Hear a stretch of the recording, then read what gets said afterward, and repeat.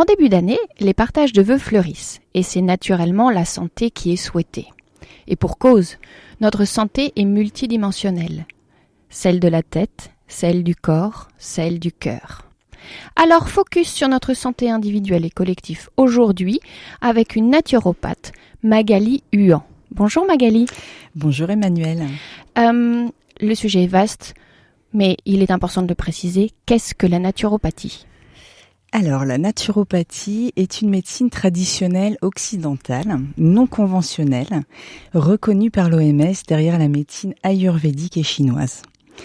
L'origine de la naturopathie remonte au temps du philosophe Hippocrate, médecin grec, en 400 ans avant Jésus-Christ.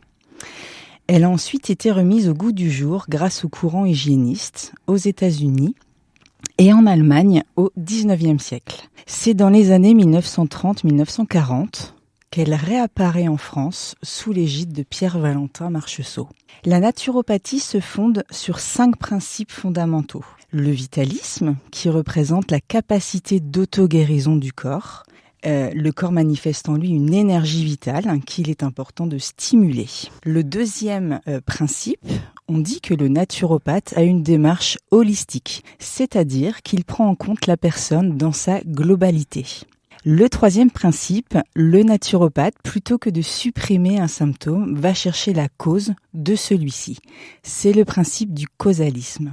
Nous avons un quatrième principe qui est l'humorisme, qui se base sur le principe des humeurs. Les humeurs, ce sont les différents liquides présents dans notre organisme, sang, lymphe, liquides intracellulaires et extracellulaires. En allant les stimuler, on va drainer ces liquides pour enfin chercher à assainir le corps. Et enfin, le dernier principe sera le principe d'hygiénisme, qui comporte plusieurs hygiènes. Hygiène alimentaire, hygiène physique, une hygiène émonctorielle et enfin une hygiène psycho-émotionnelle. Donc le naturopathe oriente ses recommandations selon les attentes et les besoins du consultant sur tous ces points énumérés précédemment. Très bien. Pour quelles raisons, plus concrètement, quelles motivations ou pathologies consulte-t-on une naturopathe ? Alors, les raisons qui motivent la consultation sont multiples. Je les différencierai en 3 motivations. Les troubles ponctuels ou chroniques, comme par exemple la prise ou perte de poids, la fatigue, le stress, les troubles du sommeil, une faiblesse du système immunitaire.